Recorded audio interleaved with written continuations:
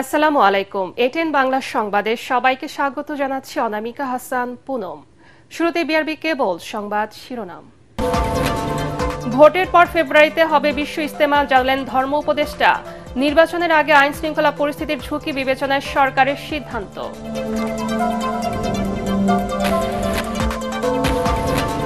অনিশ্চয়তা, হতাশার মধ্য দিয়ে যাচ্ছে দেশ, মাথাচাড়া দিচ্ছে শত্রুরা, মন্তব্য মির্জা ফখরুলের। বিএনপি মাঠে নামলে সরকার টিকতে পারবে না, নির্বাচন অনিশ্চিত হয়ে পড়বে। জুলাই সনদের বিপক্ষে জনমত সৃষ্টি করছে বিএনপি, আর জামাত চাইছে নির্বাচন পেছাতে, অভিযোগ নাহিদ ইসলামের। সংস্কার বিরোধী দলের সঙ্গে জোট করবে না এনসিপি। জুলাই সনদ বাস্তবায়নে জাতীয় নির্বাচনের দিনই গণভোট আয়োজনের পরামর্শ বিশ্লেষকদের। মতবিরোধ দূর করে দলগুলোকে একমত হওয়ার তাগিদ। সরকারিভাবে শুরু হলো ত্রয়োদশ জাতীয় সংসদ নির্বাচনের আনুষ্ঠানিক ক্যাম্পেইন। 30 সেকেন্ডের ভিডিও চিত্র প্রকাশ।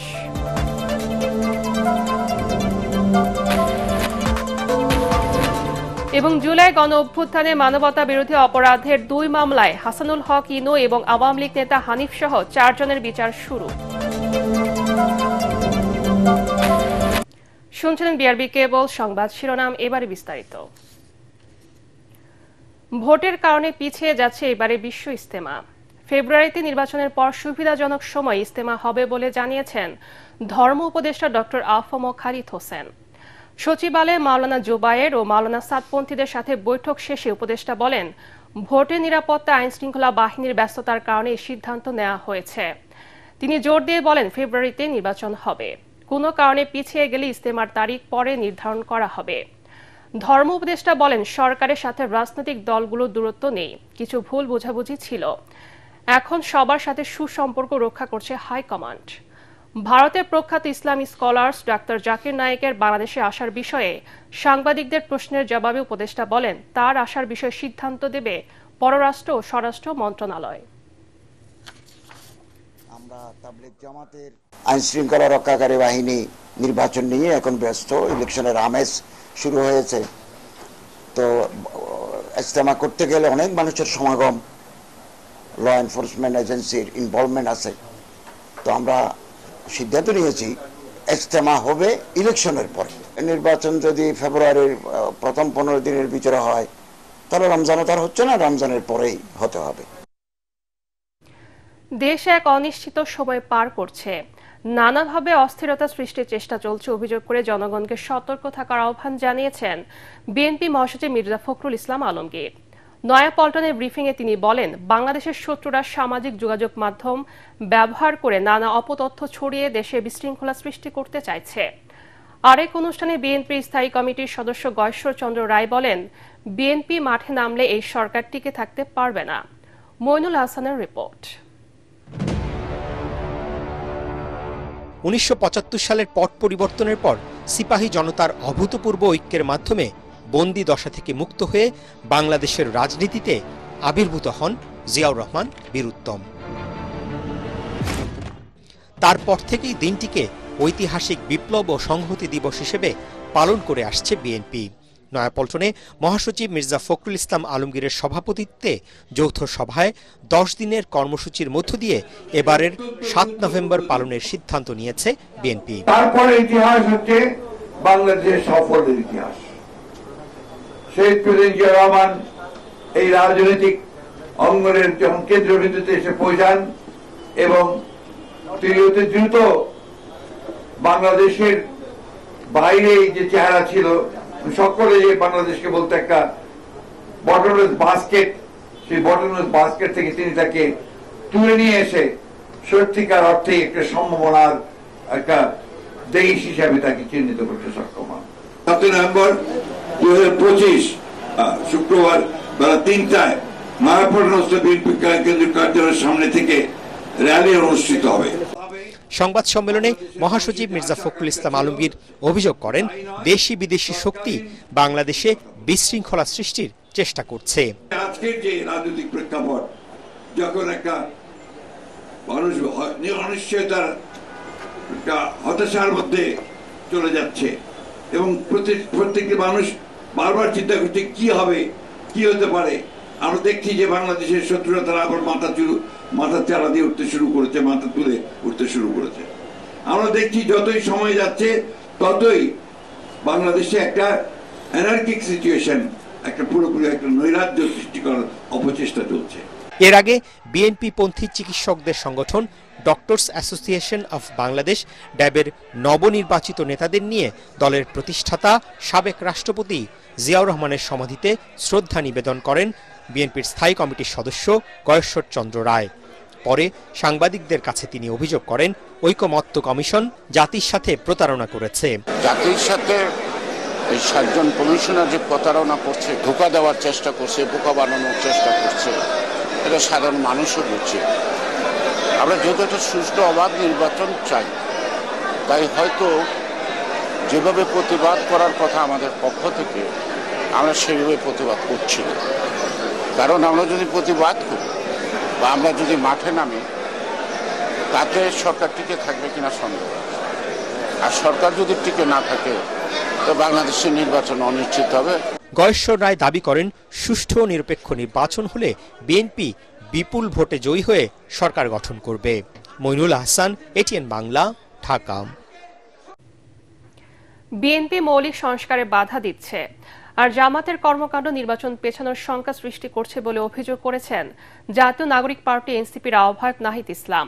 তিনি বলেন, বাস্তব বিবেচনা ছাড়াই রাজনৈতিক দলগুলো জুলাই সনদে স্বাক্ষর করেছে, আর এই স্বাক্ষরের দিনই জাতীয় অনৈক্য সৃষ্টি হয়েছে। দুপুরে দলটির কার্যালয়ে এক সংবাদ সম্মেলনে তিনি এই কথা বলেন। নাহিদ বলেন, গণভোট যে কোনো সময়ে হতে পারে, তবে নির্বাচনের আগে হলেই ভালো। বিস্তারিত জানাচ্ছেন মুশফিকুর রহমান। রাজধানীর রূপায়ণ টাওয়ারে নিজস্ব কার্যালয়ে চলমান রাজনৈতিক ইস্যুতে সংবাদ সম্মেলন করেন এনসিপির আহ্বায়ক নাহিদ ইসলাম। এ সময় তিনি বলেন, গণভোট আগে না পরে এ নিয়ে দ্বন্দ্বে জড়িয়েছে প্রধান দুই রাজনৈতিক দল। এই অজুহাত থেকে বেরিয়ে রাষ্ট্র সংস্কারে উদ্যোগী হওয়ার আহ্বান জানান তিনি। নাহিদ বলেন, বিএনপি চায় সংস্কার পেছাতে, আর নির্বাচন পেছাতে চায় জামাত। গণভোট আমরা ইলেকশনের দিনও করতে পারি, ইলেকশনের আগেও করতে পারি, সে বিষয়ে আমরা আলোচনা করতে পারি। কিন্তু গণভোট আগে হবে না ইলেকশনের দিন হবে, এইটাতে হচ্ছে বিএনপি জামাত আবার একটা দ্বন্দ্বে চলে গিয়েছে, এবং যেই দ্বন্দ্বটা অযথা অপ্রয়োজনীয় বলে আমরা মনে করছি। বিএনপি তো পুরো ঐকমত্য কমিশনের শুরু থেকে মৌলিক যে বিষয়গুলো ছিল সেখানে নোট অফ ডিসেন্ট দিয়েছে, বিরোধিতা করার চেষ্টা করেছে। ফলে সংস্কারের পক্ষে তারা কতটুকু আছে এই বিষয়ে জনগণের ভিতরে প্রশ্ন আছে, আমাদের কাছেও প্রশ্ন আছে। অন্যদিকে জামাতের কার্যক্রমে মনে হচ্ছে যে তারা নির্বাচনকে পেছানোর কোনো অভিসন্ধি তাদের আছে কিনা, দুরভিসন্ধি আছে কিনা। ফলে একদল সংস্কারকে ভিস্তি দিচ্ছে, আরেক দল নির্বাচনকে পেছানোর চেষ্টা করছে। যারা সংস্কারের পক্ষে তাদের নিয়েই জোট করার পক্ষে এনসিপি। আপাতত এককভাবে 300 আসনের প্রার্থী তালিকা দেওয়ার প্রস্তুতি নিচ্ছে দলটি। প্রধান উপদেষ্টা নভেম্বরের মধ্যে জুলাই সনদ বাস্তবায়নের আদেশ জারি করবেন বলে আশা করেন এনসিপি আহ্বায়ক। জুলাই সনদ অবশ্যই এবং অবশ্যই ডক্টর মোহাম্মদ ইউনূসকে জারি করতে হবে। জুলাই সনদ যদি প্রেসিডেন্ট, তথাকথিত প্রেসিডেন্ট যিনি আছেন তার থেকে জারি হয়, প্রেসিডেন্ট অফিস থেকে জারি হয়, তাহলে এই জুলাই সনদের কোনো আইনি এবং রাজনৈতিক ভিত্তি তৈরি হবে না, বরং জুলাই গণ অভ্যুত্থানের নামে, জুলাই গণ অভ্যুত্থানের আকাঙ্ক্ষার বিরুদ্ধে কফিনে তার শেষ পেরেক মারা হবে। এটি নাহিদ বলেন, 270 দিনের মধ্যে জুলাই সনদ সংবিধানে অন্তর্ভুক্ত করা নিয়ে কেউ আতঙ্কিত হলে বোঝা যাবে তারা ষড়যন্ত্রের পায়তারা করছে। মুশফিকুর রহমান, এটিএন বাংলা, ঢাকা।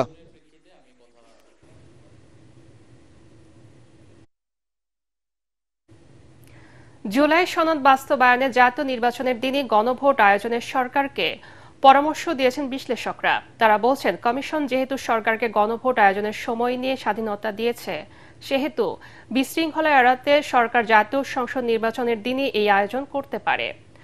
সংসদ নির্বাচন এবং গণভোটের তফসিল ঘোষণা করা হলে চলমান রাজনৈতিক বিভেদ ও সংকট কেটে যাবে বলেও আশা তাদের। ইমদাদুল্লাহ বাবুর রিপোর্ট।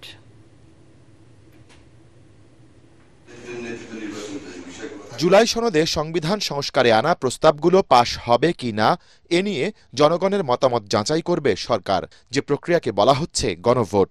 অর্থাৎ জাতীয় নির্বাচনের মতোই একটি বা একাধিক ব্যালটে হাঁ অথবা নাতে সিল দিয়ে জুলাই সনদের পক্ষে কিংবা বিপক্ষে মতামত দিতে হবে ভোটারদের। এ কাজের জন্য আদেশ জারির পর থেকে জাতীয় নির্বাচনের দিন পর্যন্ত যে কোনো সময় ভোট আয়োজনে সরকারের কাছে সুপারিশ করেছে জাতীয় ঐকমত্য কমিশন। সে হিসেবে সরকার গণভোট আয়োজন করলে এতে ভোট দিতে পারবেন নির্বাচন কমিশনের তালিকাভুক্ত 12,63,00,000 ভোটার। ভোট গ্রহণের জন্য নির্বাচন কমিশন 64 জেলায় 42,761টি কেন্দ্র প্রস্তুত করবে। অনেকটা জাতীয় নির্বাচনের মতোই মহাযজ্ঞ বাস্তবায়ন করতে হবে অন্তর্বর্তী সরকারকে। এতে খরচ হতে পারে 4,500 কোটি টাকারও বেশি বলছেন বিশ্লেষকরা। ফলে বাস্তবতা বিবেচনায় জাতীয় নির্বাচনের দিনই গণভোট হওয়া উচিত বলে মত বিশ্লেষকদের। নির্বাচনের আগে যদি করে ফেলেন তাতে আপনার কিছু লিমিটেশন তৈরি হয়, যেটা হলো খরচ বাড়ে, তারপর দুইটা নির্বাচন করার জন্য নির্বাচন কমিশনের প্রস্তুতি আছে কিনা, সরকারের আইন শৃঙ্খলা রক্ষা করা দুইটা নির্বাচন এই অল্প সময়ের মধ্যে। সেই জন্য এইটি গণভোটটা যদি নির্বাচনের দিনই হয় এবং তারপর যেহেতু সংসদের মাধ্যমে যেহেতু এটি আলটিমেটলি এটার এনফোর্স করার সুযোগ আসবে, নির্বাচনের দিনই এটা সুরাহা হলে সবার জাতির জন্যই ভালো হবে। তবে এখনো আশানুরূপ আইন শৃঙ্খলা পরিস্থিতির উন্নয়ন না হওয়াকে গণভোট এমনকি জাতীয় নির্বাচনের জন্যও বড় অন্তরায় হিসেবে দেখছেন বিশ্লেষকরা। চলমান রাজনৈতিক সংকট কাটাতে দ্রুত নির্বাচনের তফসিল ঘোষণার বিকল্পও দেখছেন না তারা। এখানে সবচেয়ে বড় চ্যালেঞ্জ হচ্ছে গিয়ে নির্বাচনের দিনগুলোতে আইন শৃঙ্খলা পরিস্থিতিকে ঠিক রাখা এবং জনমনে যাতে কোনো ভীতি না থাকে, জনগণ যাতে ভোট কেন্দ্রে যেতে পারে সেই পরিবেশটি নিশ্চিত করা। ওই দুদিন গণভোট একদিন হয়, নির্বাচন যদি আরেক দিন হয়, তাহলে সেক্ষেত্রে কিন্তু ওই পরিস্থিতিটি ভিন্ন রকম হওয়ার একটা সম্ভাবনা থাকতে পারে। এবং 2 দিন এরকম এত আইন শৃঙ্খলা রক্ষাকারী বাহিনীকে নিয়োজিত করা, এত লক্ষ অফিসারকে এটার সাথে জড়িত করা, এটা কিন্তু খুবই একটা difficult task for the government. নির্বাচন কমিশন থেকে নির্বাচন তফসিলটা চলে আসবে, আমার মনে হয় না এই দলগুলোর মধ্যে তখন আর এই অনৈক্য বজায় থাকবে। অনৈক্য দূর করার দায়িত্ব সরকারের। সরকার রাজনৈতিক দলগুলোর সাথে এখন আলাপ করবে। ঐকমত্য কমিশন নিজেকে মুক্ত করেছে এই প্রক্রিয়া থেকে, আসল ব্যাপার হলো এটা। এবং গণভোট সরকার যখন চায় তখন এর ক্ষেত্রে যদি রাজনৈতিক দলগুলো এখন আবার একমত করতে পারে তাহলে সরকার সফল, আর যদি না করতে পারে তাহলে সরকার একটু দুর্বল হয়ে যাবে। জনগণ ও দেশের অর্থনীতির স্বার্থে রাজনৈতিক দলগুলোকে সংস্কার, গণভোট ও জাতীয় নির্বাচনের মতো বিষয়ে ঐকমত্যে আসার আহ্বান জানান বিশ্লেষকরা। ইমদাদুল্লাহ বাবু, ATN বাংলা, ঢাকা। আজ থেকে সরকারিভাবে শুরু হয়েছে ত্রয়োদশ জাতীয় সংসদ নির্বাচনের আনুষ্ঠানিক ক্যাম্পেইন। প্রথমবারের মতো প্রকাশিত 47 সেকেন্ডের এই ভিডিও চিত্রে ইতিহাসের সবচেয়ে গুরুত্বপূর্ণ নির্বাচনে অংশ নিতে সকলকে আহ্বান জানিয়েছেন গুমের শিকার বিডিআর হত্যাকাণ্ডের তদন্ত কার্যক্রমের সমন্বয়ক অবসরপ্রাপ্ত ক্যাপ্টেন ডক্টর খান সুবাইল বিন রফিক। তিনি বলেন, ফেব্রুয়ারি নির্বাচনে উৎসব মুখর পরিবেশে সবাই ভোট দিতে যাবে এবং এর মধ্য দিয়ে দেশের প্রকৃত মালিকানা বুঝে নেবে জনগণ। ভিডিও চিত্রে দেখানো হয়েছে পতিত আওয়ামী সরকারের পররাষ্ট্রমন্ত্রী ডক্টর AK আব্দুল মোমেন কিভাবে ভারতীয় আনুগত্য প্রকাশ করতেন।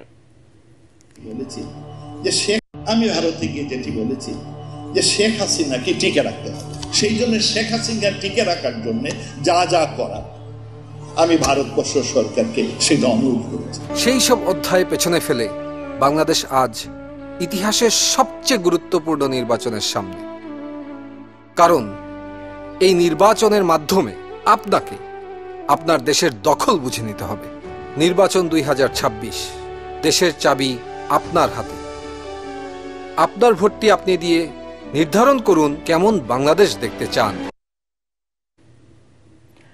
জুলাই গণ অভ্যুত্থানে মানবতা বিরোধী অপরাধের আলাদা 2 মামলায় সাবেক তথ্যমন্ত্রী ও জাসদ সভাপতি হাসানুল হক ইনু এবং আওয়ামী লীগের যুগ্ম সাধারণ সম্পাদক মাহবুবুল আলম হানিফ সহ 4 জনের বিরুদ্ধে অভিযোগ গঠন করে বিচার শুরুর আদেশ দিয়েছেন আন্তর্জাতিক অপরাধ ট্রাইব্যুনাল। ইনুর মামলায় 30 নভেম্বর এবং হানিফ সহ 4 জনের মামলায় 25 নভেম্বর সূচনা বক্তব্য ও সাক্ষ্য গ্রহণের দিন ঠিক করেছেন বিচারপতি নজরুল ইসলাম চৌধুরী নেতৃত্বাধীন 3 সদস্যের ট্রাইব্যুনাল 2। এ সময় আদালত জানতে চাইলে নিজেকে নির্দোষ বলে দাবি করেন হাসানুল হক ইনু। বলেন, তিনি রাজনৈতিক প্রতিহিংসা ও গায়েবী মামলার শিকার। গত 28 অক্টোবর অভিযোগ গঠনে উভয় পক্ষের শুনানি শেষ হয়। ইনুর বিরুদ্ধে জুলাই মানবতা বিরোধী অপরাধের সুনির্দিষ্ট 8টি অভিযোগ এবং হানিফ সহ 4 জনের বিরুদ্ধে উস্কানিমূলক বক্তব্য, ষড়যন্ত্র ও কুষ্টিয়ায় 6 জনকে হত্যাসহ সুনির্দিষ্ট 3টি অভিযোগ আনা হয়। ইনু গ্রেফতার থাকলেও অপর মামলায় হানিফ সহ সব আসামি পলাতক। আগামী ৩০ নভেম্বর তার এই মামলার ওপেনিং স্টেটমেন্টের জন্য এবং সাক্ষ্য গ্রহণের জন্য দিন ধার্য করা হয়েছে। একই রকম অভিযোগে মাহবুবুল আলম হানিফ, যিনি আওয়ামী লীগের অন্যতম একজন নেতা, এবং তার সহ কুষ্টিয়া আওয়ামী লীগের আরো ৩ জন নেতা সহ মোট ৪ জনের বিরুদ্ধে আরো একটি মামলায় অভিযোগ গঠন হয়েছে এবং সেটার বিচারের জন্য 25 নভেম্বর সাক্ষ্য গ্রহণের জন্য দিন ধার্য করা হয়েছে। হাসানুল হক ইনু আদালতকে দিয়ে একটা কথা বলেছেন, তারপর উনি জোর গলায় বলেছেন যে উনি সম্পূর্ণরূপে নির্দোষ। হবিগঞ্জের রেমা কালেঙ্গা বনাঞ্চলের পাশ দিয়ে বয়ে যাওয়া খোয়াই নদীর পাড়ে অন্তত 30,000 মানুষের বসবাস। বছরের পর বছর ধরে একটি নৌকায় হয়ে উঠেছে এখানকার কয়েকটি গ্রামের বাসিন্দাদের যোগাযোগের একমাত্র ভরসা। দুর্ভোগ কমাতে প্রশাসন ও জনপ্রতিনিধিরা সেতু তৈরির বহু প্রতিশ্রুতি দিলেও কোনো আশার আলো দেখা যায়নি। হবিগঞ্জ প্রতিনিধি আব্দুল হালিমের পাঠানো রিপোর্ট জানাচ্ছেন জাহিদুল আলম।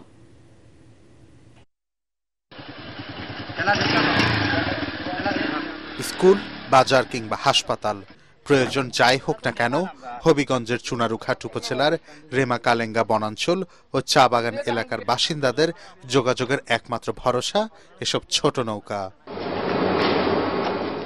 দিনের বেলা পারাপার সম্ভব হলেও রাত নামলেই বন্ধ হয়ে যায় নৌ চলাচল। এতে নিত্য প্রয়োজনীয় জিনিসপত্র আনা নেয়া, ব্যবসা বাণিজ্য থেকে শুরু করে জরুরি সেবা সব হয়ে যায় অনিশ্চিত।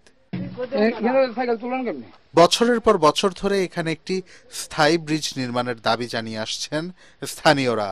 আশ্বাসও পেয়েছেন অনেক, তবে এসব প্রতিশ্রুতির আয়ু ভোটের পরেই শেষ হয়ে যায়। 2 থেকে 3,000 মানুষের মতো আমরা এই নৌকা দিয়ে পারাপার করি।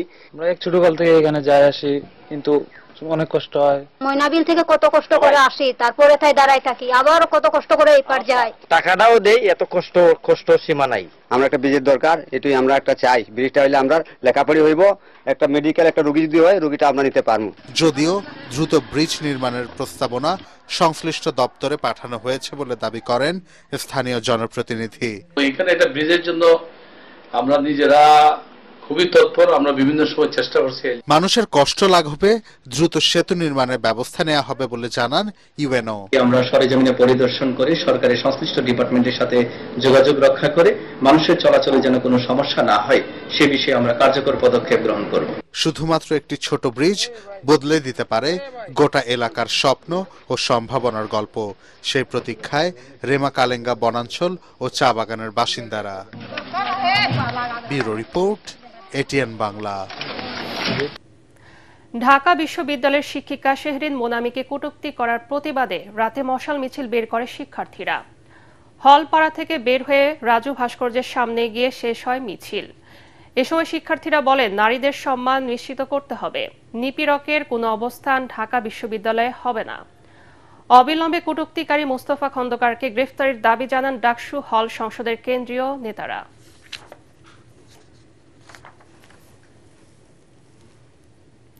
এবারে পূবালী ব্যাগ বাণিজ্য সংবাদ।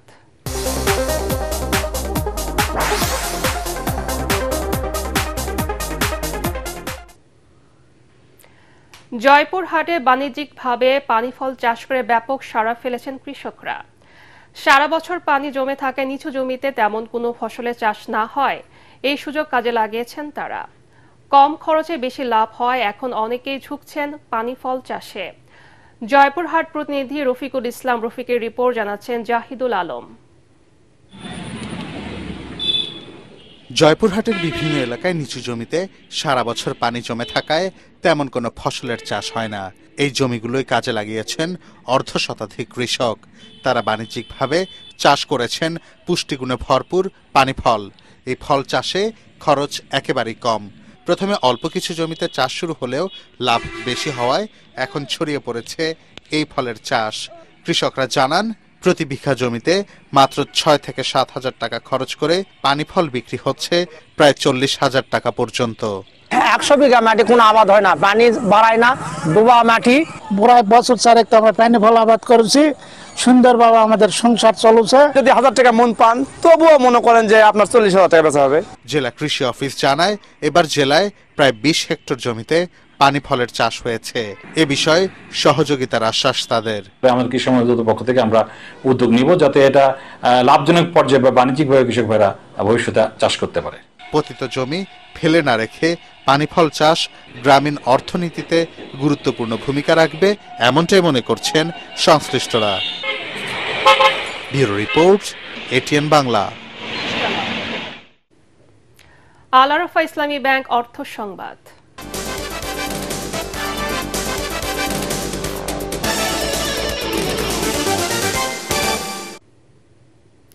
সাগরকন্যা কুয়াকাটার সমুদ্র সৈকত থেকে একসাথে দেখা মেলে সূর্যোদয় এবং সূর্যাস্ত। গঙ্গামতি চর থেকে সবচেয়ে ভালো দেখা যায় এই দৃশ্য। এর টানে পর্যটকদের এখন প্রধান আকর্ষণ এই গঙ্গামতি চর। পটুয়াখালী থেকে জাহিদ রিপনের রিপোর্ট জানাচ্ছেন আসিফুর রহমান সাগর।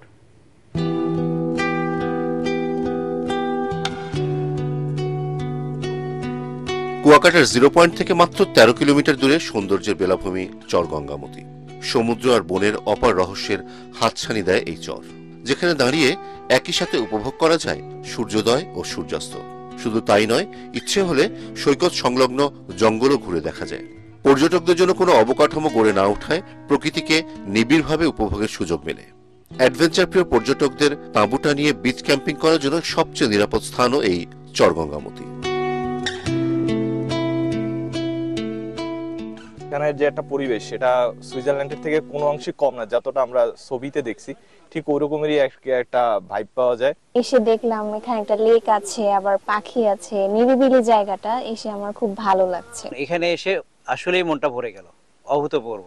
কক্সবাজারে কিন্তু অনেক কিছু গোছানো, বাট এইখানে কুয়াকাটার মেইন যে জিনিসটা সেটা হচ্ছে ন্যাচারাল বিউটি। যেই স্পটগুলোতে টুরিস্টরা যেতে পারে বা আনাগোনা থাকে, সেই স্পটগুলোতে যদি তারা আরো বেশি তাদের সোর্স হোক বা যে নিরাপত্তা প্রহরী হোক সেগুলা যদি বৃদ্ধি করে। কুয়াকাটা ও গঙ্গামতি পর্যটনকে বিকশিত করতে সরকার উন্নয়ন পরিকল্পনা হাতে নিয়েছে বলে জানালেন উপজেলা নির্বাহী অফিসার। গঙ্গামতি বা মিনি সুইজারল্যান্ড কেন্দ্রিক একটা কম্প্রিহেন্সিভ একটা প্ল্যান আমাদের আছে। বিভাগীয় কমিশনার স্যার গত কয়েকদিন আগে সেখানে ভিজিট করেছেন। সেখানে আমাদের ম্যাক্সিমাম যারা বাইকাররা তারা বিচে দিয়ে যান, সেখানে আমাদের লাল কাঁকড়া আছে, ইকোসিস্টেমের জন্য একটা হ্যাম্পার্ড। ফলে আমরা বিকল্পভাবে সেখানে আপনার আমাদের যে ঝাউবন আছে তার অপোজিটে যদি আমরা রাস্তা করার আমাদের পরিকল্পনা আছে, কারণ যাতে করে আমাদের ইকোসিস্টেমে কোনো বায়োডাইভার্সিটির কোনো রকমের যাতে হ্যাম্পার না হয়। চর গঙ্গামতির পরিবেশ ধ্বংস হয় এমন কোনো অবকাঠামো গড়ে না তোলার দাবি প্রকৃতি প্রেমীদের।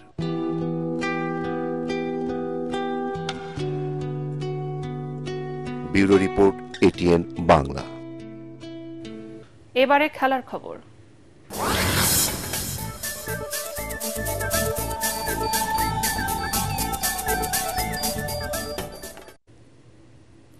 নারী বিশ্বকাপ ফাইনালে বিকেলে মুখোমুখি হচ্ছে ভারত ও দক্ষিণ আফ্রিকা।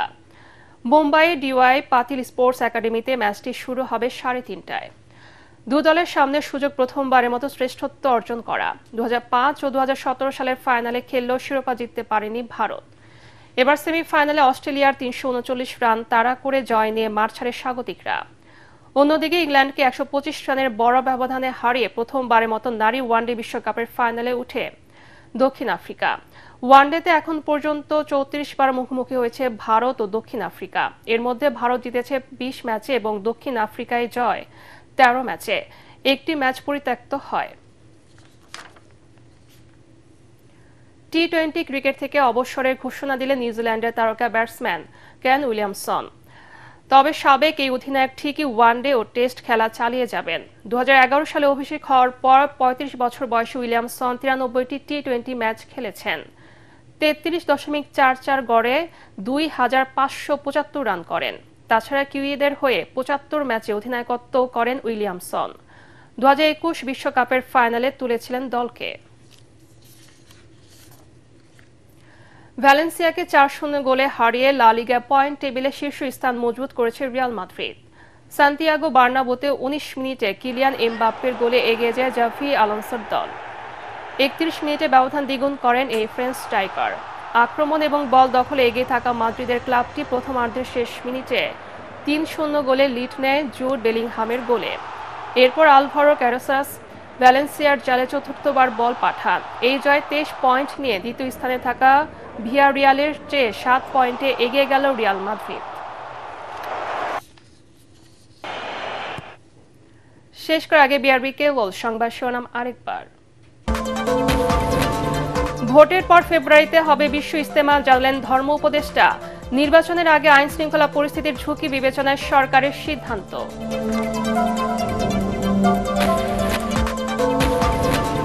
অনিশ্চয়তা হতাশার মধ্য দিয়ে যাচ্ছে দেশ, মাথাচাড়া দিচ্ছে শত্রুরা, মন্তব্য মির্জা ফখরুলের। বিএনপি মাঠে নামলে সরকার টিকতে পারবে না, নির্বাচন অনিশ্চিত হয়ে পড়বে। জুলাই সনদের বিপক্ষে জনমত সৃষ্টি করছে বিএনপি, আর জামাত চাইছে নির্বাচন পেছাতে, অভিযোগ নাহিদ ইসলামের। সংস্কার বিরোধী দলের সঙ্গে জোট করবে না এনসিপি। জুলাই সনদ বাস্তবায়নে জাতীয় নির্বাচনের দিনই গণভোট আয়োজনের পরামর্শ বিশ্লেষকদের। মতবিরোধ দূর করে দলগুলোকে একমত হওয়ার তাগিদ। সরকারিভাবে শুরু হলো ত্রয়োদশ জাতীয় সংসদ নির্বাচনের আনুষ্ঠানিক ক্যাম্পেইন। 30 সেকেন্ডের ভিডিও চিত্র প্রকাশ।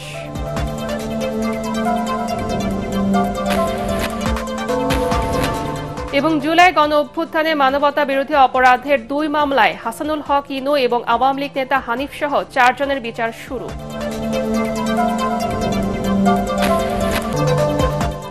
পরবর্তী সংবাদ দেখার আমন্ত্রণ জানিয়ে এখনকার মতো শেষ করছি।